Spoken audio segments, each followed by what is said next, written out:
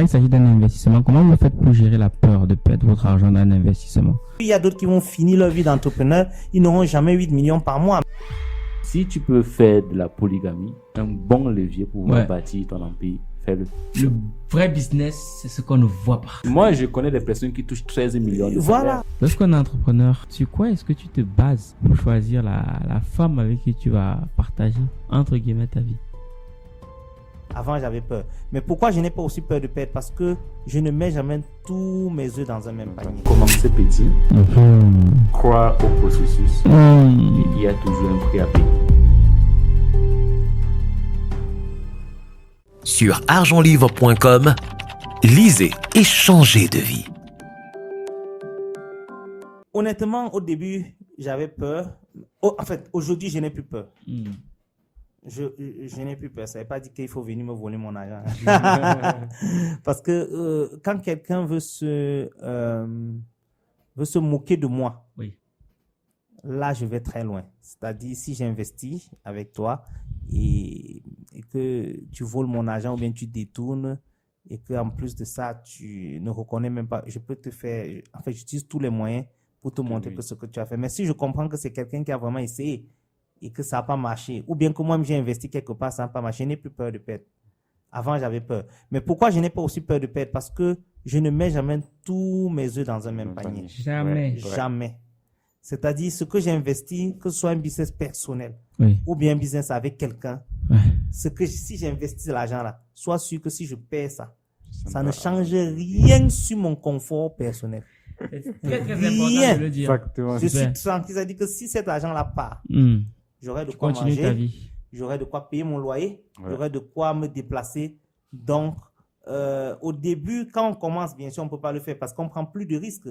Je me rappelle quand j'étais au début, il y a un niveau de sécurité que tu n'as pas encore. Là, tu es obligé de prendre des gros risques en ce moment-là. Et même là, je ne mets pas tout toujours dans le même. Un jour, quelqu'un vient et me dit que si tu as 10 millions, tu fais quoi? Je dis, je divise d'abord par 3. Je dis pourquoi? Je dis, c'est une règle dans ma tête. Je divise d'abord par 3. Parce que ça fait déjà 3 risques que je crée. Je ne dis pas que j'ai 10 millions, ok, je vais acheter une voiture. Non, ce n'est pas le niveau. Tu n'es pas au niveau de la voiture. Parce que si tu as 10 millions et tu mets totalement dans une voiture, ça veut dire que tu n'es pas au niveau de la voiture. Qui soit dit en passant, si ça se casse, tu es foutu. Si le moteur tombe en panne et qu'il faut 2 millions pour réparer, tu es foutu. Donc, ce n'est pas encore ton niveau de business. Divise en 3. Prends 3 millions, tu mets dans un. Ça fait que même si tu perds, tu vois que ton cœur fait moins mal. Parce que tu as encore deux lots sur lesquels tu peux encore jouer. Donc, ça fait que je n'ai pas très peur quand j'investis parce que j'ai investi déjà de manière assez mesurée chaque fois. C'est vrai qu'aujourd'hui, je fais de plus gros investissements, mais en fait, je fonce, on va dire, je suis un fonceur. Ah, ça, je peux le constater. Voilà, j'ai un ami, d'ailleurs, Bandé, c'est un directeur d'école au Burkina, d'ailleurs. Il me dit toujours que toi, tu fonces trop, tu fonces énormément, tu fonces tête baissée. C'est vrai que je fonce, mais quand même de manière mesurée. De manière mesurée. Ça n'empêche, à un moment, tu peux te cogner la tête. Mais je me dis toujours, même si je me cogne la tête, je vais me relever. Donc, en fait, je n'ai pas peur de me cogner la tête. Je n'ai pas peur de tomber. Ça fait que je n'ai pas peur d'investir. C'est puissant ce que tu dis, parce que moi aussi, c'est quelque chose qui m'habite. C'est de me dire, ok, je vais lancer quelque chose, ça peut échouer, mais la vie doit continuer. Moi, je trouve que c'est fondamental, gars, et surtout d'investir uniquement ce que tu peux te permettre de perdre. Ça, c'est la règle de base lorsqu'il s'agit d'investissement. C'est vraiment la base. D'accord. Et donc, Lionel lui dit qu'il il a rien à changer dans sa vie. Toi, par contre, tu trouves que... Pas grand-chose. Toi, tu trouves que, bon, il y a des petits trucs qui se sont passés et tout. D'accord. Maintenant, moi, j'aimerais avoir votre avis sur lorsqu'on est entrepreneur, la vie de couple. Lorsqu'on est entrepreneur, sur quoi est-ce que tu te bases pour choisir la femme avec qui tu vas partager, entre guillemets, ta vie? Le matricule, l'argent, ou alors juste l'amour? Lionel. On va laisser Armand. Il a fait une passe, gars. Il a fait une passe. Alors, c'est une question extrêmement pertinente que tu poses là. Déjà, dans ce parcours que j'ai pu commencer, déjà, celle avec qui je suis n'est pas entrepreneur, première chose. Donc, ça veut dire que c'est pas assez évident. Mais, généralement, il faut communiquer sa vision. Et tout part de la communication. Et tu communiques ta vision. Par exemple, avec celle que je suis, elle est mode être dans une multinationale. Travailler pour une multinationale. Et tu sais, elle est en stage là. Et ce que j'aime, ou bien ce que moi je fais souvent avec elle, c'est que je partage ma vision. C'est qu'actuellement, on a une vision pareille d'être entrepreneur. Oui. Et là, tu parles de ta copine, non? Exactement. Ok. Donc, lorsque je communique suffisamment, parce que dès que tu coupes la communication sur ta vision, tu perds tout le contrôle en fait. Tu vois? Et moi, ce que je fais dans le maximum possible, c'est qu'à chaque fois, je lui dis que tu vas suivre tes rêves. Moi également, je vais t'accompagner dans tes rêves. Si tu veux me devenir docteur d'université, je vais t'accompagner dans tes rêves. Mais voici également mes rêves. Il suffit juste d'avoir une symbiose ensemble, pouvoir communiquer dessus et puis vous avancez, quoi. Et moi, dans ma vie d'entrepreneur que je suis, je n'ai pas de problème parce que je communique suffisamment sur ma vision. Et elle fait le maximum possible pour rentrer dans ma vision quand, par exemple, ça ne va pas, quand, par exemple, c'est difficile, quand, par exemple, j'ai des pertes, quand, par exemple, je fais des travaux, ça ne donne pas, quand, par exemple, tu veux faire des réalisations, rien ne marche. Et lorsque elle comprend bien ta vision, c'est beaucoup plus facile. D'accord. Mais lorsqu'il n'y a pas ça, c'est assez difficile. Moi, donc, je me base sur le fait de pouvoir communiquer sur ma vision beaucoup plus, pour pouvoir aller avec ça. D'accord. Et c'est sûr que c'est fondamental parce que si on ne sait pas où tu vas, ça va être compliqué de te suivre. Donc, le fait qu'elle sache. Donc, toi, tu n'es pas du tout de ceux qui pensent que, comme je suis en business, si Mago n'est pas en business, c'est mort. Non, pas du tout. Ok. C'est dans la divergence qu'on apprend beaucoup de choses. Même. Forcément. D'accord. Ouais. Du coup, Lionel, la balle revient là. Hein? Non, disons que déjà, commençons par le fait que le fait que je sois entrepreneur, il faut que mon épouse soit entrepreneur, pas forcément. Je trouve même que si elle travaille pour une organisation internationale, si c'est le cas, c'est même l'idéal, parce qu'il y a des organisations internationales qui ont des salaires extravagants, des salaires qui font mal. Quelqu'un qui est à la Banque africaine de développement ou bien à la Banque mondiale ou FMI et qui a un poste de professionnel se retrouve par mois environ 4, 5, 6, 7, 8 millions de francs CFA. Quel entrepreneur, après combien de temps? Il y a beaucoup d'entrepreneurs, s'ils avaient ce salaire, ils devaient abandonner. Depuis, il y a d'autres qui vont finir leur vie d'entrepreneur. Ils n'auront jamais 8 millions par mois, même s'ils tournent certains business. Donc, les gens, c'est pourquoi souvent, excusez-moi, je suis contre les gens qui disent que le salarié est pauvre. C'est faux. Ça dépend de quel type de salarié. Aussi. Il y a des salariés qui sont à l'aise, ils n'en vivent rien toute leur vie. Exact. Il faut pas. Foutez-moi le cas avec l'entrepreneuriat. Il faut pas raconter du n'importe quoi. Quelqu'un qui a 5 millions de salaire par mois, tu vas dire que. Moi, je connais des personnes qui touchent 13 millions. Voilà. Même déjà 5 millions. Ça veut dire que l'année, en 10 mois, il a 50 millions. Exactement. Il a 50 millions. Il paye, sa maison est payée. Les études des enfants sont payées. Le billet d'avion pour l'école, pour les enfants sont payés. L'école des enfants est payée. Exact. Les billets pour les enfants pour venir voir les parents chaque année sont payés. Ah ouais. Attends, qu'est-ce que tu me racontes? Depuis que tu fais l'entrepreneuriat, vraiment, donc, vraiment, arrêtez-moi sans que le salarié, oui. Mais fous-moi le camp. Quelqu'un qui est dans cet état n'en vit rien un entrepreneur. Oui, même si tu es milliardaire, mais il est tranquille. Il peut aller se soigner en Europe s'il veut. En fait, il remplit tous ses besoins. Il remplit au moins le minimum dont il a besoin. Il est à l'aise. Donc, je vais dire, le salarié n'est pas forcément à chasser. Donc, moi, j'encourage les deux. Moi, je fais les deux jusqu'à présent. Un jour, peut-être, je peux laisser l'un pour aller vers l'autre. Ça peut être l'entrepreneuriat ou pour le salaire ou bien le salaire, ça dépend. Donc, j'encourage les deux. Et le choix de mon épouse, c'est vrai que je l'ai fait très tôt. D'ailleurs, un coucou à mon épouse. Voilà. Une merveilleuse épouse, c'est la meilleure femme du monde. Allah! Ça, c'est quelqu'un que la sagoule est amaï comme il se doit. En tout cas, c'est ma force. Oui. Elle me soutient énormément, que ce soit spirituellement, que ce soit financièrement, que ce soit intellectuellement. Parce que d'ailleurs, comme je disais, tout ce qui est dans l'immobilier, c'est elle le cerveau. On la voit pas du tout. Elle n'a jamais fait une vidéo. Mais le cerveau et ceux qui travaillent avec moi, notamment sur la conception de leur maison de la diaspora ou bien au Cameroun, ou puisqu'on a des projets au Sénégal, on a des projets en Côte d'Ivoire.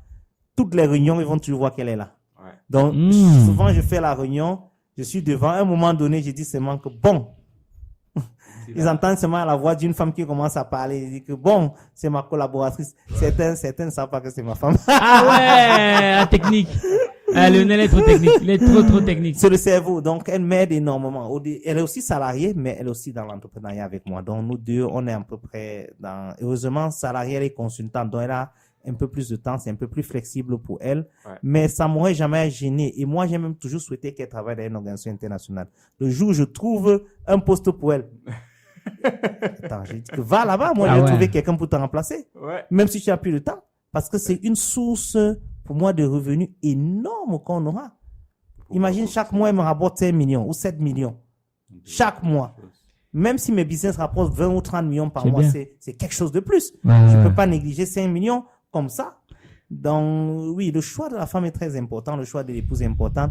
Donc, au départ, moi, je pense que j'ai plus tablé sur des critères spirituels, sur des critères oui, bien sûr, sur des critères spirituels, quelqu'un qui a la crainte de Dieu parce que je suis chrétien.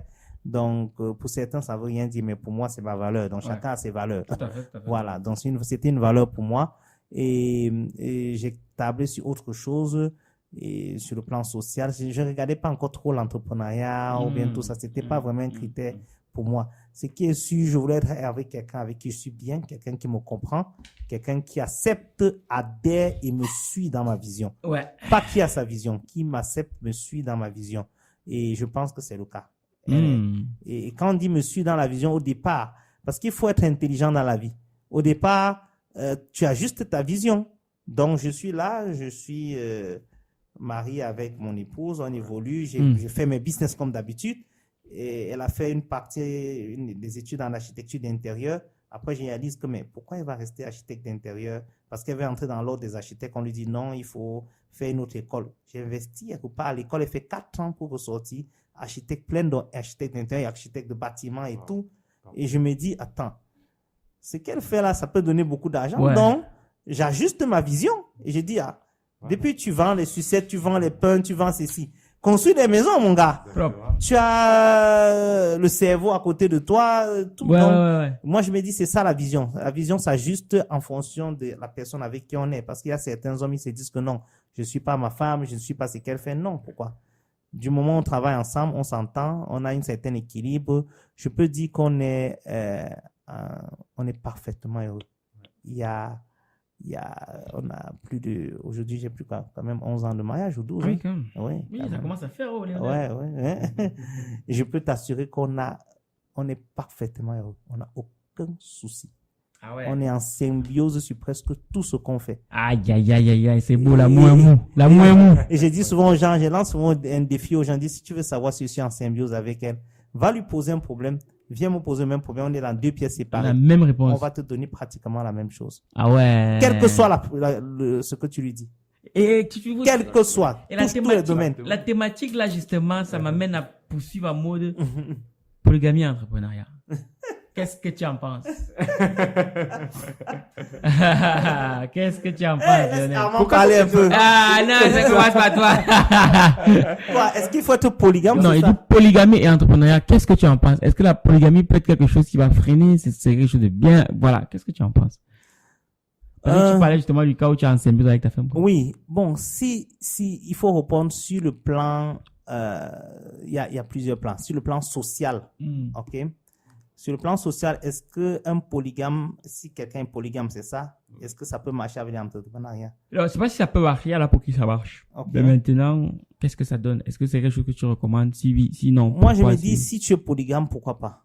Ça va marcher. Pour moi, en fait, c'est plus de main-d'œuvre, plus de personnes. Sauf que la polygamie a ses avantages, ses inconvénients. C'est ça le problème. C'est que quand la chose, il faut le dire.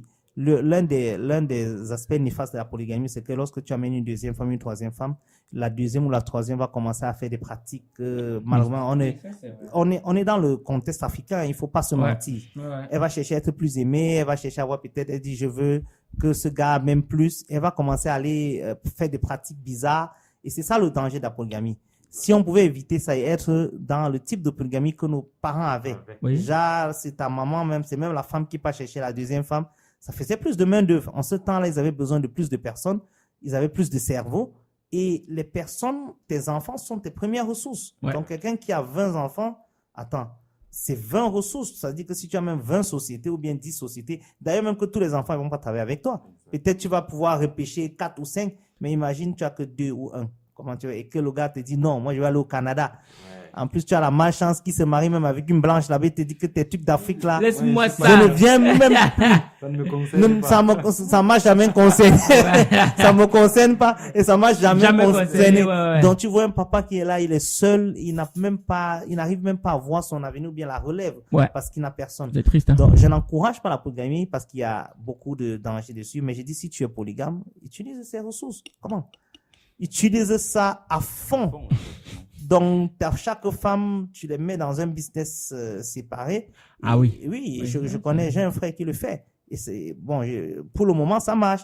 Ça dit qu'il responsabilise chacune avec quelque chose qu'elle gère. Ouais. Et c'est de la main d'œuvre, c'est des personnes de confiance, c'est des personnes, et ça développe. Pour moi, si tu es dans le cas, allez, utilise les ressources pour te déployer. Si tu n'es pas dans le cas, tu peux à gérer toi avec de la décider. polygamie, mais comme nos grands-parents avant. Ok, c'est pas toujours simple, mais c'est la vie de Lionel. Baté. Ouais. Alors, polygamie et entrepreneuriat. Moi, je vais développer les deux aspects. Tu peux être monogame et faire l'entrepreneuriat parfaitement. On voit des success stories qui le font. Surtout si on voit par exemple le président de UBA, Tony Lumelo, il est monogame. Oui. Il est bien reconnu et tout le reste, il a des réussites. Comme on connaît bien nos pères africains qui étaient polygames, surtout camerounais, et qui avaient des réussites. C'est pour dire quoi? C'est pour dire que il faut pas prendre un seul côté. Si tu peux faire de la polygamie, un bon levier pour pouvoir bâtir ton empire, fais-le. Et si c'est que tu peux faire de la monogamie, un bon levier pour pouvoir bâtir ton empire, fais-le. Ce n'est pas tout blanc, tout noir. Ce n'est pas tout blanc, tout noir. Un peu, voilà. Et chacun sait comment il choisit sa femme en fonction de ses critères qu'il a d'abord prédéfinis. Ouais. Il dit que okay, la première femme, ce sera par exemple stratégie pour certains business. La deuxième femme, ce sera prise pour que je puisse déployer facilement peut-être mes business dans une région où elle sera facilement acceptée. Bref, il y a des petits critères comme ça que les gens prennent en compte pour pouvoir joindre ça. Tu vois. D'autres vont te dire qu'ils préfèrent la monogamie, mais ils ont des ressources humaines qui font le travail pour eux.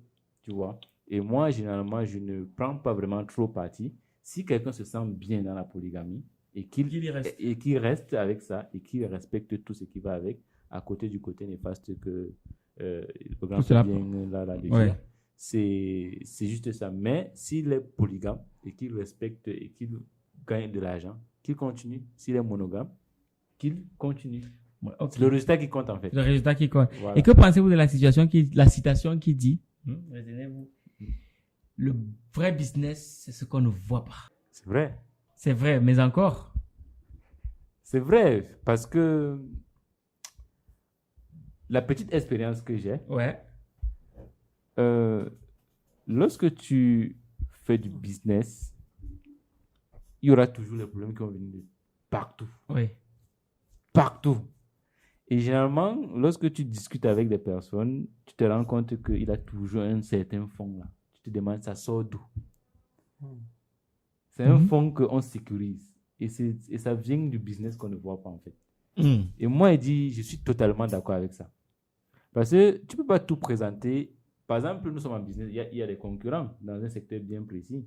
Si tu présentes ce qui te génère du cash en permanence à celui qui est en train de faire le même secteur d'activité que toi, par exemple, mais mon gars, tu es foutu. Tu es foutu. Pour moi, en fait. Ok, pour toi, oui. Pour moi, c'est ça. Je dirais pas nécessairement, mais ok, d'accord, je comprends, c'est ton point de vue. Ouais. Et toi, Lionel, le vrai business, c'est ce qu'on ne voit pas. Oui, si je comprends le fond de la question, je dirais que si tous les entrepreneurs qu'on connaît, s'ils sont honnêtes, même quand les gens racontent comment ils ont évolué et tout, il y a un petit bémol. Il y a toujours un petit bémol. Bémol qui ne sort jamais. Même quand ils écrivent le livre, Ça, c'est clair. Même quand il écrit le livre, il ne met pas c'est ça là-dedans. Même quand il fait des audios ou bien des conférences, il ne dit pas. Et c'est ce petit boumel qui a fait la différence dans son business. Certains peuvent te dire à peu près, d'autres un peu, mais il y a des petits détails qu'on garde. Et ça ne veut pas dire que les autres ne peuvent pas. C'est pourquoi j'ai dit il faut essayer. Tant que tu n'essayes pas, tu n'auras pas l'occasion de voir ça. Il faut essayer, et persévérer, 2. Parce que c'est quand tu persévères que ce petit bémol-là peut se créer. Ouais. Pour certains, c'est peut-être parce qu'ils ont persévéré et quelqu'un est venu, il devait abandonner dans le même secteur d'activité. Le gars a repris au hasard, comme ça, il est devenu.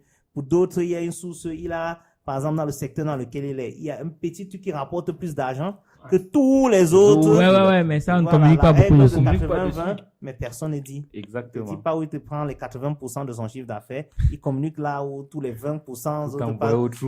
Pas pour t'envoyer, il dit ce qui est la façade. Oui, ce qui est bien sûr. Ouais, c'est ça, ce qui vend. Oui, voilà, c'est la façade. Ça ne veut pas dire qu'il ne fait pas du chiffre là-bas, mais c'est minime par rapport à là où il fait du chiffre. En fait, c'est pour dire quoi? C'est que si le concurrent vient dans cette partie, il va faire du chiffre, mais ça ne sera pas au même niveau que l'autre personne. Même le concurrent connaît peut-être, mais la personne lambda ne connaît pas. On a souvent peur, pas simplement des concurrents, on a aussi peur des personnes qui vont venir s'ajouter dans le secteur. Forcément. Parce que plus les gens viennent dans le secteur, plus ça augmente le nombre de concurrents et plus tu vois, donc il y a tout ça. Je pense que oui, il y a beaucoup de choses que aucune personne ne révélera dans son business, hein. Et c'est normal. Forcément. C'est de bonne guerre. C'est de bonne guerre. C'est le cœur du business, on ne divulgue jamais. Le cœur, même, on ne divulgue pas. Après, les gens peuvent le découvrir, voilà. C'est pour ça que on dit souvent qu'il ne faut pas copier. Parce qu'à force de copier, si tu copies bêtement sur l'activité de quelqu'un, tu vas te brûler les doigts. Effectivement. Parce que tu ne sais pas qui est-ce qui lui donne vraiment l'argent. Et très souvent, les chiffres sur lesquels on communique sont les chiffres faussés. Très souvent. Mais bon, ok. Moi, je dirais que si tu vois quelqu'un pour copier, en fait, ça dépend. Tu peux apprendre à travailler avec lui. Tu peux te rapprocher de la personne, chercher à travailler, pas copier forcément directement. Tu cherches à travailler avec la personne pour comprendre comment ça fonctionne. Ouais. Ou bien tu investis avec la personne parce que tout le monde n'a pas la même habilité. Donc, oui. Je profite donc pour rectifier, enfin pas pour dire ce que je pense par rapport à ce qu'on dit tous les jours. Il faut entreprendre. Tout le monde ne peut pas entreprendre. Ah ouais, tu penses? C'est pas possible. Mais non, mais ça, c'est pas possible. Ça, c'est parce que l'État a déjà réglementé les choses là, c'est qu'on est des salariés. Mais si à un moment donné, comme on va vers un monde de ubérisation, ben si à un moment donné, ça rame, comme on dit au Cameroun. Non, on s'en fout, Valère. Les gens vont en train d'entreprendre par force. Non, pas forcément, Valère. Je veux dire, il y a des gens qui sont à l'aise dans ce qu'ils font. Oui, bien sûr. Moi, je suis dans plusieurs pays, et notamment, j'aime bien le Burkina, un pays que j'ai à cœur. Je connais beaucoup de personnes là-bas. Ils ont peut-être un salaire de 400 000, de 500 000. Il est à l'aise avec son salaire, il veut rien de plus. Tu as 5 milliards, c'est ton problème. C'est ton problème. Il a sa moto. Il paye son carburant, il paye sa maison, il mange, il veut arrêter de travailler à 16 à 17 heures, rentrer chez lui, dormir avec ses enfants, regarder sa télé. Tu fais des milliards, il n'est pas jaloux. C'est pas qu'il est jaloux de toi. Tu as une grosse voiture, Range Rover ou bien quoi que ce soit. C'est ton problème. Le gars, il est à l'aise. Il veut pas plus, il veut pas moins. Il est tranquille. Il est bien. Il y a d'autres personnes aussi qui n'ont pas cette capacité d'entreprendre. Faut pas les forcer. Ils vont échouer toute la journée. Peut-être ils doivent investir. C'est-à-dire, il voit quelqu'un qui est bon dans l'entrepreneuriat, il dit, Valère, je vois comment tu réussis. Je peux pas faire comme toi parce que passer les nuits blanches, faire tout ça, je peux pas prendre ces risques. Il y a des gens, s'ils font l'entrepreneuriat, mais ils vont devenir fous. Et tu perds 14 millions, tu perds 20 millions. Attends. Il y a des gens, ils vont se suicider. Comment tu imagines les gens qui partent dans la tête. Ils sautent, ils meurent. Mais parce que tu l'as forcé à entreprendre. Le gars, c'était mieux pour lui qu'il reste dans son coin. Il trouve un bon gars qui sait comment gérer le stress. Il lui dit, gars, gère le stress. Tu me rencontres une fois l'année. Terminé. C'est tout. Tout le monde ne peut pas entreprendre. Tout le monde n'a pas cette capacité d'entreprendre. Parce qu'entreprendre, c'est compliqué, c'est difficile. Il y a des challenges terribles. Chaque jour. Et il faut être prêt à faire face à ça. C'est plus de résolution de problèmes que de gain d'argent. Mais, non, là, je suis pas d'accord. Parce que quoi, s'il y a plus de problèmes que d'argent, il faut se poser la question. Quand je parle de ça, c'est quoi? quand je parle de la partie entrepreneuriale, que tu résous le problème chaque jour, le problème venant des collaborateurs, le problème venant des personnes qui gèrent tes finances, le problème venant de tes clients, tu vois, c'est plus de problèmes que tu résous chaque jour. Et tu gagnes de l'argent aussi, c'est vrai. Mais si c'est que tu ne résous pas plus de problèmes, non, forcément. De l'argent, n'est-ce pas? Ouais, forcément. Bon, c'est vrai qu'il y a aussi les gens qui s'attellent à, parce que tu vois, comme on parle d'entrepreneuriat, il y a aussi les gens qui s'attellent à résoudre des problèmes qui vont pas rapporter l'argent. C'est dans ça c'est dans ce sens que moi, et je te parlais. les gars, ils souffrent, je le regarde sur son projet, voilà. Je dis que, gars, tu vas comment? manger tu comment? gagnes l'argent comment? Oh, tu dois résoudre les problèmes qui te rapportent Que de non, l'argent. ils comptent sur les dons, que non, ce que je fais est social, c'est pour aider les gens. Peut-être on va m'aider financièrement, mon frère. Ça marche pas. Bon, du courage, si tu trouves la joie là-dedans, moi je t'encourage, mais moi, je vais quand même pour manger, je vais manger. Voilà. Je vais envoyer mes enfants à l'école, je vais être à l'aise, je vais pouvoir me lever, dire que je vais faire un voyage, je sais pas, en France, au Canada, pour profiter, revenir. Je veux être à l'aise. Donc, si je fais quelque chose, c'est pour gagner de l'argent. Mais je veux dire, tout le monde ne peut pas entreprendre. Il y a d'autres personnes qui peuvent investir. Il y a d'autres personnes qui sont bons en salarié. Il y a d'autres personnes qui peuvent donner. Il y a plusieurs types, plusieurs moyens. Voilà. Non, je pense que tout le monde peut entreprendre. Ça dépend juste du cadre dans lequel on est. Si on te met dans un cadre où tu n'as pas autre solution qu'entreprendre, tu vas le faire. Donc, je pense vraiment que tout le monde peut le faire, mais tout le monde ne le fera pas parce que l'entrepreneuriat, c'est difficile. Voilà pourquoi il dit qu'il faut respecter les riches, parce que les riches traversent des challenges, affrontent des challenges super élevés. Donc voilà. Ok. Comment est-ce que tu vois l'Afrique, Lionel? Quelle est la perception que tu as de l'Afrique? Sur quel plan? Sur le plan économique. Ok, l'Afrique. Disons que je pense que je suis un bon Africain. Quand on dit l'Afrique, je suis un exemple concret déjà parce que mon épouse vient d'un autre pays que le Cameroun. J'ai vécu dans plusieurs pays africains. Mes enfants sont nés dans différents pays en Afrique. En fonction de là où j'étais, un enfant est né, je traverse un autre pays. Donc, à la maison, c'est un mélange. Chacun de nous a un accent différent. Sans blague. Oui. C'est chaud. Donc, on est vraiment un mélange. Et je pense que j'avais à cœur l'Afrique depuis mes études. D'ailleurs, c'était un des critères du choix de mon épouse. Je me rappelle, je sortais avec une fille en ce temps quand je faisais mes études à l'étranger. Et je lui ai dit, en fait, avec cette fille-là, que je compte un jour retourner. Qu'est-ce que tu penses si on retourne en Afrique? Ouais. Elle m'a dit jamais. Ah ouais, c'est clair. Ouais. Clair. Et je me suis séparé d'elle. Cash. Oui. Direct comme ça. Oui. Ah oui, quand même. Parce que dans ma tête, c'est pas que l'Europe ne me disait pas grand-chose, mais c'est que j'avais quand même, je me disais, il y a le potentiel en Afrique. Il y a l'argent en Afrique. Il y a beaucoup de choses à faire en Afrique. Je ne savais pas pourquoi, mais c'était comme un énième sens qui me disait, gars, tu vas retourner. Tu vas t'établir. C'est pas dit que je peux pas aller en Europe et tout ça, mais le business en Afrique, pour moi, il y a une largesse qu'on a en Afrique, qu'on n'a pas en Europe. Est-ce que tu peux aller, tu déposes 10 000 euros dans ton compte? Essaye de faire ça en France. Le lendemain matin. Tu as Interpol qui débarque. Comment? Moi, je pars ici à Ecobank, je fais 5 millions, je dépose tranquille. Je fais 10 millions, j'envoie dans l'autre côté. Tu as 10 business qui tournent en même temps, tu n'as pas de problème. Tu peux pas faire ça en Europe aussi facilement. Non, tu peux pas. Impossible. Tu as plusieurs sources de revenus, tu peux travailler. Tu vois, il y a beaucoup de choses que tu fais en Afrique.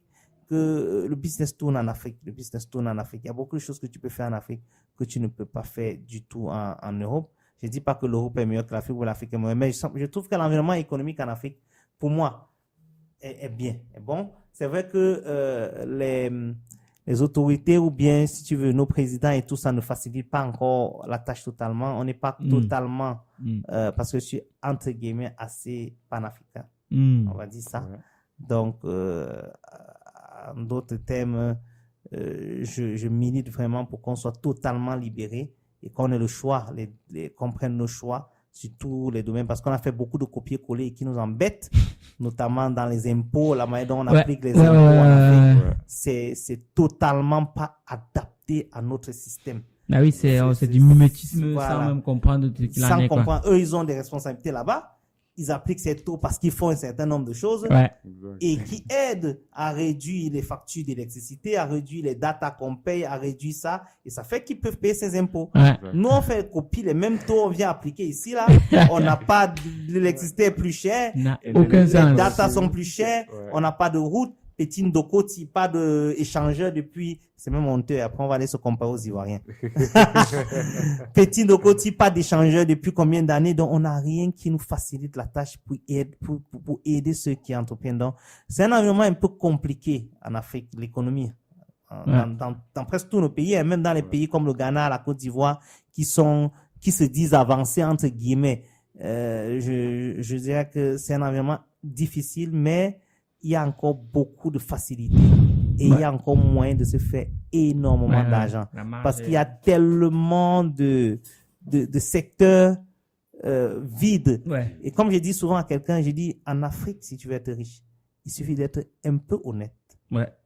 un peu bon dans ce que tu fais. Pas trop. Tu n'as pas besoin d'être excellent. Non, non, pas du tout. Si tu es honnête et un peu bon, Et un peu sérieux aussi. un peu sérieux dans ce que tu fais, rapidement, les marchés s'ouvrent à fond. à fond. Un exemple simple, imagine un mécanicien honnête. Oh là là là là Je là rencontre là là exactement. là là là là. Un mécanicien honnête. Ah C'est-à-dire là que là quand il là. te dit que j'ai changé une pièce, il a vraiment changé. Changer. Quand il te dit j'ai fait un diagnostic, il va pas te dire que ok, le starter de la voiture, ça coûte par exemple 50 000. Le gars va pas te dire 80 000. Il est honnête, vrai. Il discute pour toi, il négocie pour toi et il va refuser les voitures. C'est-à-dire qu'on va venir lui donner les voitures, il dit que non, je veux pas. Je ne peux pas vous livrer à temps. Il a le travail. Un plombier honnête. Petit plombier là, par jour, ce qu'il aura, va dépasser tout ce que vous faites. C'est ça qui manque. Il y a non seulement... En fait, l'environnement économique, il est vraiment grand, il est dynamique, il y a beaucoup à faire et je pense qu'il y a la place de tout le monde. Non, il y a de la place. En tout cas, c'est pour l'Afrique. Il y a encore beaucoup de place. Du coup, comment tu voulais réagir par rapport à ça? Ouais, parce que je voulais aller dans le même sens que le grand frère. Parce que je dis toujours, l'Afrique a tout. Ouais. L'Afrique a tout. L'Afrique a tout. C'est à nous de pouvoir transformer toutes ces ressources en argent. Aïe, en or aussi, hein. Il transforme les alors. En argent. Parce que, prenons un exemple simple. On va aller prenons ce téléphone. Prenons ce téléphone. Il est constitué de plusieurs ressources minières. La seule chose qu'il faut que les Africains comprennent que c'est à nous d'exploiter cela. Mhm. C'est à nous de transformer ces ressources et c'est à nous de tendre vers l'innovation.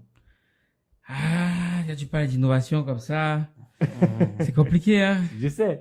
Mais les gens doivent comprendre qu'ils n'ont pas besoin de toujours voir l'Afrique en noir, de peindre ça avec des problèmes de misère et tout le reste. C'est quelque chose contre lequel je combats. Voilà. C'est terrible. Or, moi, je vois toujours l'Afrique dans une configuration où il faut, comme le grand frère venait de dire, lorsque tu es honnête un peu Ouais. dans un secteur d'activité, Ouais. tu vas très bien gagner ton argent. Ouais. Grave. Et lorsque tu es fin, tu as une certaine finesse, tu deviens un gars recherché partout même. Honnête et compétent. Honnête et compétent. Là, Oui. c'est sérieux, Oui. compétent. Voilà. Dès que tu es un peu compétent, tu C'est n'as pas fini. besoin d'être excellent. Hein? Oui, c'est fini. Compétent, c'est-à-dire quand tu dis je fais ça, Oui, tu fais. Eh bien, le résultat est là.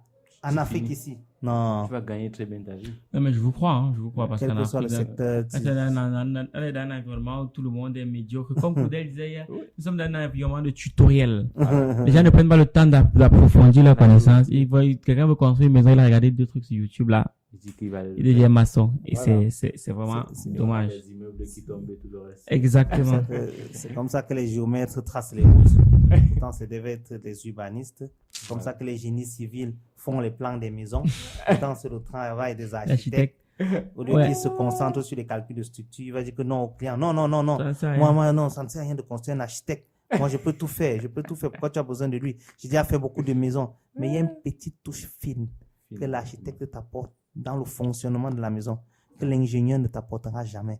Parce qu'il a quand même fait 5 ans d'études pour ça. Avant, c'était même 6 ans. Ouais. L'autre a fait les études sur les calculs. C'est vrai qu'il travaille avec des plans tous les jours. Qu'il peut produire un plan, je ne dis pas non. Mais rassure-toi, il y a un fonctionnement, il y a un niveau de finition, un niveau de fonctionnalité que tu n'auras pas avec l'ingénieur. Parce que c'est quelqu'un qui est robotique dans sa tête. Exactement. Il y a une touche d'art que tu n'auras jamais. D'accord, c'est bon à savoir ça. Il me semble que tu nous en avais même parlé déjà plus ou moins au cours d'un entretien. Et est-ce que tu pourrais nous parler un peu plus de Afritech Immo? C'est quoi ce concept-là? D'où est-ce que ça vient? Ok, Afritech Immo, c'est Immo pour dire immobilier, Yes. real estate en anglais, parce que c'est Afritech Immo Real Estate. C'est une entreprise qu'on a créée déjà, en fait, officiellement. L'idée du projet est venue il y a depuis 2 ans qu'on travaille dessus. Ça fait presque 2 ans. Mais la société officiellement a été créée, on est en juillet, là, en août cette année. Ouais. Officiellement, ça a été créé cette année, même si le projet a démarré il y a pratiquement 2 ans. Donc, ayant fait le tour quand même en Afrique de l'Ouest, comme j'ai dit, dans beaucoup de pays, Ouais. et voyant le boom immobilier et le besoin en logement et en appartement qu'on a en Afrique, Ouais. on s'est dit qu'il fallait apporter notre touche à ça. Yes. Comment est-ce qu'on réalise qu'il y a ce besoin? Il suffit de, quand tu es un hauteur à Yaoundé, tu vois beaucoup de maisons mal construites. On connaît le nombre de maisons qui tombent parce qu'ils ont été faits. Dès que tu as un cousin maçon, On l'appelle seulement. Viens monter les murs à la maison, c'est quoi? Les briques et le ciment. Mon père lui-même était architecte. C'est-à-dire que lui-même, il a dessiné ses maisons, il n'a jamais fait l'architecture. D'où, résultat direct, on a certaines fenêtres au couloir, fenêtres de douche. Mais c'est même pas le pire parce que quand tu parles de fenêtres de douche, moi, une fois, je suis allé dans une maison, tu vois les placards de rangement de la cuisine. On a mis tout en haut. Donc, inutilisable. C'est-à-dire que ta taille même. Inutilisable. C'est-à-dire qu'il faut monter sur la chaise avec le risque chaque jour de tomber. Chaque jour, tu as un risque de tomber parce qu'il faut aller mettre quelque chose. Donc, tu peux rien faire. En tout cas, le besoin en appartement, en maison, en logement, on va dire en gros, est criard. L'utilisation de l'espace est très mal faite en Afrique parce qu'on n'a pas donné la place aux urbanistes ni aux architectes puisque chacun est devenu architecte lui-même, urbaniste lui-même. Donc, on s'est dit, si tout le monde reste les mains croisées, finalement, qui va développer l'Afrique? Quand on va en Europe, ce qu'on aime bien, c'est voir les beaux immeubles, les belles maisons. Tu vois, même quelqu'un qui galère en Europe, quand toi, tu vois quand même où il habite, tu as l'impression qu'il est heureux. Parce que tu vois la maison scintille. L'impression. Voilà, c'est l'impression, tu vois, c'est l'impression qu'on a. Il a une petite télévision, tu vois, tout est clean et tu te dis, quand il te dit je n'ai rien à manger, tu dis comment? Tu as une maison quand même. Voilà. Donc, je pense qu'avec tout ça, on s'est dit qu'on va apporter notre touche à la partie logement et on s'est dit pourquoi pas lancer un projet et on s'est dit qu'on va acheter. On a commencé à acquérir dans des terres.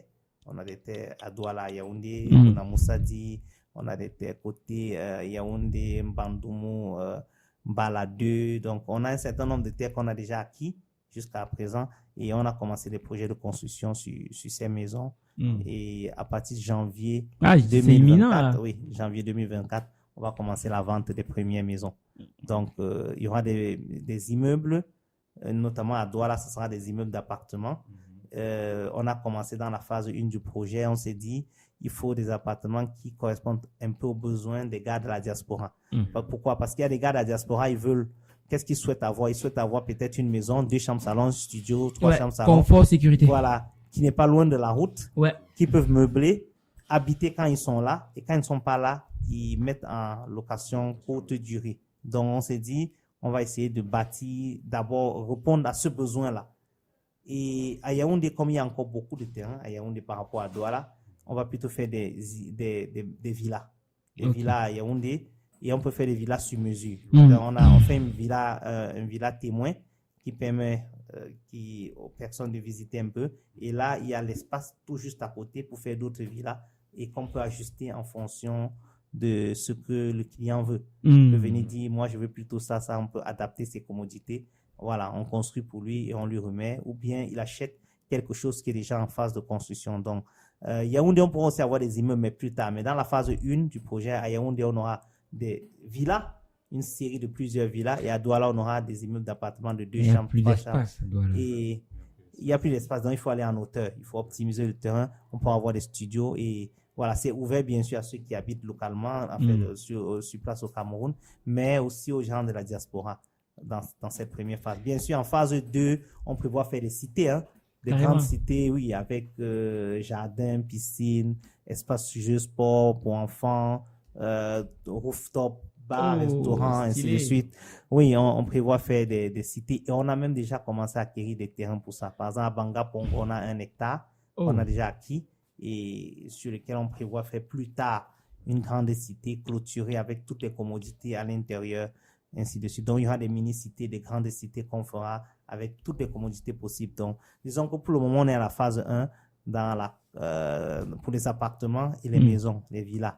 Donc, s'il y a quelqu'un qui est intéressé, commencez à passer vos commandes parce qu'en janvier, on commence à vendre. Mais ça veut dire que les travaux ont commencé? Non, les conceptions, toutes les conceptions sont faites.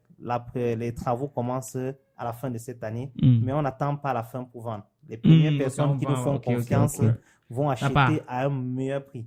Ceux qui attendront que ça soit fini vont acheter. Le prix sera différent. Mais voilà, pour la même maison, ça sera quelque chose de plus cher. Ouais, voilà, forcément. C'est ce qu'on m'a fait en Côte d'Ivoire d'ailleurs. Et un projet comme celui-là, pour avoir une ordre d'idée, c'est combien à peu près d'investissement? Dans la première phase, comme je dis, dans la première phase, vous savez, un immeuble, ça coûte environ 200-300 millions. D'accord. Là, on parle en France CFA. Oui, en France CFA. 200-300 millions. Qu'il faut au minimum commencer ce type de projet. 200-300 millions de francs CFA. Et là, justement, je tu as quoi? Des investisseurs, des actionnaires? Je vais dire plus des actionnaires et des partenaires. J'ai préféré la formule de manière personnelle. J'ai préféré une formule d'actionnaires et partenaires beaucoup plus qu'investisseurs. Parce que j'ai vu beaucoup de dérives dans la formule investisseur, avec beaucoup de promesses que beaucoup d'entrepreneurs ont données et que à 90% personne n'a respecté. Non, 95% personne n'a respecté. Donc, j'ai préféré plutôt la formule. J'ai dit, les gars, je préfère être totalement transparent avec vous. On avance ensemble. Si on se casse la tête, on se casse la tête tous ensemble. Si on réussit tous ensemble. Je n'ai pas voulu dire que donne-moi ton argent, je veux fructifier. Tu dors, l'argent travaille pour toi. Tu dors, l'argent travaille. Je n'ai pas préféré cette formule. J'ai préféré dire que, gars, voici mon projet, voici ce que j'ai réalisé, voici ce que j'ai fait. Si tu veux, travaillons ensemble pour aller plus loin.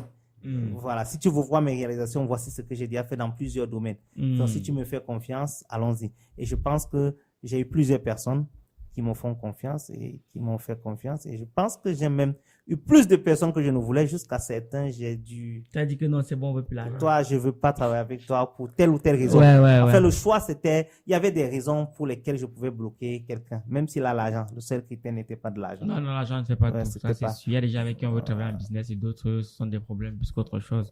Et oui. Et toi, c'est quoi, la carte est pleine? C'est une dernière. OK.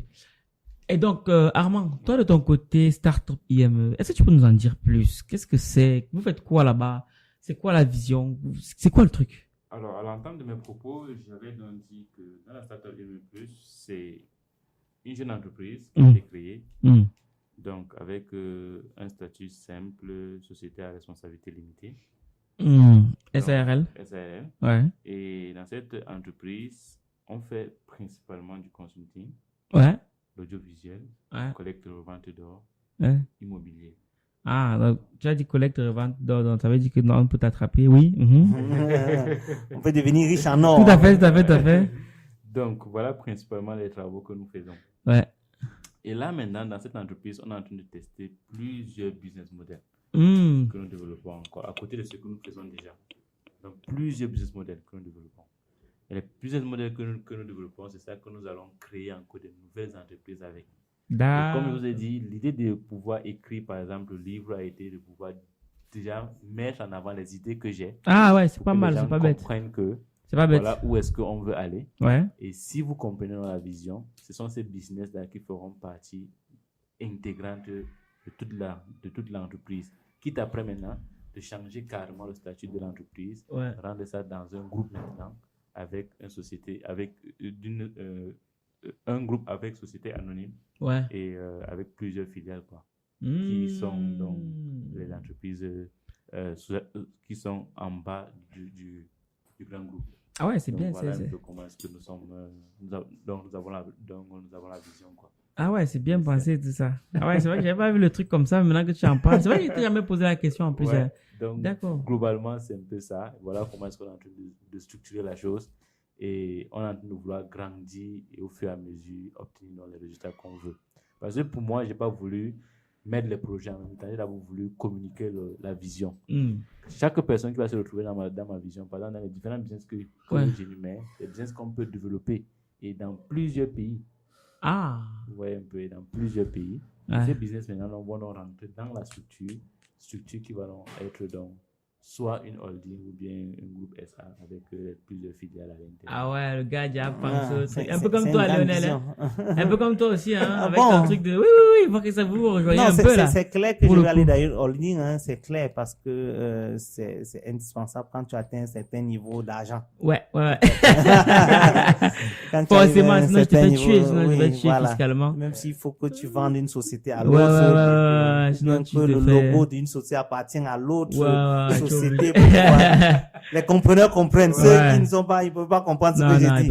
Mais bon, c'est ça. Si c'est nécessaire, il le faut. C'est vrai que hormis, comme j'ai dit, hormis Afitech IMO, j'ai bien sûr ma structure Afitech Services qui fait l'architecture notamment, c'est-à-dire qu'on fait le design, le suivi et la construction des maisons pour les personnes de la diaspora. Parce que généralement, quand on parle d'architecture, certains se disent que non, on design juste non. On te remet les clés. C'est à l'architecte qui te remet les clés. Donc, tout le travail derrière des ingénieurs, des maçons, des entrepreneurs, c'est coordonné par l'architecte. Et ça fait partie de ses prestations. Donc, c'est ce qu'on fait aujourd'hui. On a plusieurs projets d'ailleurs en cours pour plusieurs personnes de la diaspora ou bien des personnes sur place au Cameroun pour lesquelles on gère leur chantier. Et voilà, on s'occupe de la construction de leur maison. Et comme je disais, à côté de ça, on fait location de voitures. Donc, tout ça sont des business qui nous rapportent du cash flow. Yes. Surtout la location de voitures, voilà, pour nourrir. Et toujours avoir un business. Voilà. Toujours. Donc, pour ceux qui veulent construire les maisons, vous avez retenu, consultez d'abord un architecte. Cela étant, on va bientôt arriver au terme de ce podcast, qui a été très enrichissant, j'espère. On a parlé de plusieurs sujets. On a parlé des échecs. Bon, échecs, des pertes. On a parlé de la peur, on a parlé d'investissement, on a parlé de la startup IME, on a parlé de Afitech IMO. Donc, ceux qui veulent acheter les maisons, je pense que c'est maintenant qu'il faut se positionner. Donc, on arrive au terme de ce podcast et j'aimerais vous laisser la parole. Du coup, on va commencer par Lionel. Qu'est-ce que tu aimerais passer comme message aujourd'hui? En tout cas, si c'est dans le thème de l'entrepreneuriat. Ouais. Je dirais simplement, comme je le disais durant le podcast, tout le monde n'est pas entrepreneur. Je sais que tout le monde ne partage pas mon avis. Tout le monde ne peut pas être entrepreneur, mais je pense que tout le monde peut investir par contre. Oui. Tout le monde peut investir. Donc, si je ne suis pas bon dans quelque chose, je peux le faire avec d'autres personnes. Et une autre recommandation pour les entrepreneurs, c'est que on ne mange pas seul. J'avais écouté dans l'une de tes vidéos, tu l'as expliqué. Il faut manger avec les autres. Ça permet et il ne faut pas avoir le gros cœur. Et juste aujourd'hui, il y a une situation où une de mes assistantes était totalement choquée parce qu'il y a un appartement meublé qu'on a au Ghana et on l'a donné à $1,200 à la personne. Ça fait environ, par mois, le mois, c'était $1,200. Et la personne a pris l'appartement pour refacturer à une autre structure. Ah, c'est la sous-location? Oui, là. Il a pris avec nous à $1,200 le mois, un appartement meublé 2 chambres salon. Et il a redonné, donc il a ajouté son prix pour donner à une autre structure. Et c'était presque $2,500 qu'il donnait. Et mon assistante était choquée. Je lui ai dit, il ne faut pas avoir le gros cœur. Ouais, ton problème. Tu voulais $1,200, non? Mais voilà. Mange tes $1,200. Pourquoi ça te fait mal? Donc, ce n'est pas normal. C'est méchant. J'ai dit, c'est son business. Je ne sais pas comment. La sous-location, ça se passe. Oui, bien sûr, mais c'est son problème. Nous, on voulait $1,200. On est bien content avec $1,200, n'est-ce pas? Parce que souvent, cet appartement, on le donne à $1,000. Donc, il ne faut pas avoir le gros cœur. Il ne faut pas avoir le gros cœur. Si tu vois quelqu'un d'autre manger, laisse-le manger. Tu as mangé ta Si tu manges pour toi, ne mange pas seul. Parce que quand tu manges avec les autres, tu C'est ma manière un peu de partager le risque. C'est ma manière aussi de former les autres, d'apprendre aussi les autres à grandir avec nous, dans le business, quoi. Donc, presque tous les business que je fais, la plupart, je suis toujours avec d'autres personnes avec qui on partage des idées, avec qui on travaille ensemble, avec qui quel que soit leur niveau. Donc, tu vois, c'est important de travailler avec les autres. Donc, de Lionel, on retient que 1, faut pas avoir le gros corps, et 2, on ne mange pas seul dans les affaires. Et 3, la chèvre au bout où elle est attachée. Traduction, the chicken broken in the voilà. Donc, tu manges là où tu es. Tu commences. Donc, pour tous ceux qui veulent commencer un business, tu commences là où tu es. Là où tu es. Dans le cercle où tu es. Ça peut être ton entreprise, ça peut être ton école, ça peut être ton travail, ça peut être ton quartier, ça peut être ta famille. Voilà, tu commences d'abord là où tu es et avant de t'envoler et toucher d'autres business. Maintenant, autre chose, si vous avez besoin de maisons, de construire vos maisons au Cameroun. Afritech Immo. Voilà. Yes, sir. Qui est partenaire si vous voulez acheter des maisons, du week-end de l'écrivain. Voilà, vous venez également. Et vous avez bien compris, hein, il faut commencer. Vous avez des terrains pour valoriser, vous êtes les bienvenus. On peut vous donner des idées de comment ce que vous pouvez faire sur ces terrains et comment vous accompagner dans la construction. Yes, mais je pense qu'ils ont bien compris que pour commencer à construire, il faut d'abord consulter un architecte. Et je t'avoue que c'est toi qui m'as fait comprendre ça. Parce que moi, avant, il y a souvent prendre un maçon et puis voilà. Mais quand tu expliques la pertinence de l'architecte, là, on se dit, ah tiens, c'est pas con. Donc, c'est aussi un manque d'information. Non, c'est toute une autre leçon. Pendant 1 heure, je peux expliquer le bien fondé. Je crois que j'ai fait des vidéos où j'ai expliqué comment ceux qui pensent qu'ils gagnent en travaillant sans l'architecte perdent énormément. Je les ai démontrés par A plus B que le pourcentage que tu donnes à l'architecte là, ça te sécurise sur beaucoup de choses. Même sur le plan économique, tu gagnes. Voilà, parce que tu confies tout à un ingénieur ou bien à un entrepreneur. Tout ce qu'il fait, tu n'en sais rien. Tu n'es pas du secteur, tu n'es pas du domaine. Il te dit, je vais faire mettre tel fer. Qui te dit qu'il met cette quantité-là? Qui te dit que le fer de 12, il a mis. Peut-être il met le fer de 10. Peut-être ta facture le fer de 12. Tu n'es pas là. Un peu comme j'ai vu un monsieur qui a construit qui construisait une maison et il allait construire avec du sable de mer. Et c'est horrible parce que le sable de mer, c'est salé. Donc, pour consolider, c'est pas évident. Même les liaisons ne pourront pas se faire avec le ciment. Exactement. Et donc, c'est hallucinant. Parce que généralement, les gens pensent que c'est où je dis souvent aux gens qu'il y a une certaine. C'est pour ça qu'il faut unir les cerveaux ensemble. Ouais. L'architecte est là, l'ingénieur de mine est là, l'ingénieur du génie civil est là. L'architecte va concevoir tout ce qu'il y a à le faire. L'ingénieur de mine va caractériser les granulats que l'ingénieur du génie civil va utiliser. Par exemple, il vient de dire le sable, mais effectivement, ce n'est pas compatible avec du ciment. Et que tu vas faire peut-être du béton avec. Ouais. Tu vois. Quel est le diamètre des granulats que tu vas utiliser? Est-ce que c'est du granulat concassé ou alors c'est du granulat qui vient du sable de mer ou bien c'est du granulat roulé? Il y a beaucoup de paramètres et il y a une certaine optimisation que tu n'auras pas. Parce que j'entre souvent dans certaines maisons, tu vois un poteau. Gros poteau. Gros. Tu te demandes qu'est-ce que ce poteau fait? Quelle quantité de béton? Peut-être seulement concevoir ce poteau peut-être à coûter, je sais pas, à coûter à la personne qui a fait 3 ou 4 millions. Ouais. C'est l'argent que tu devais donner à l'architecte pour qu'il t'optimise la chose. Tu dis non. Voilà l'argent que tu as perdu. Et c'est vrai.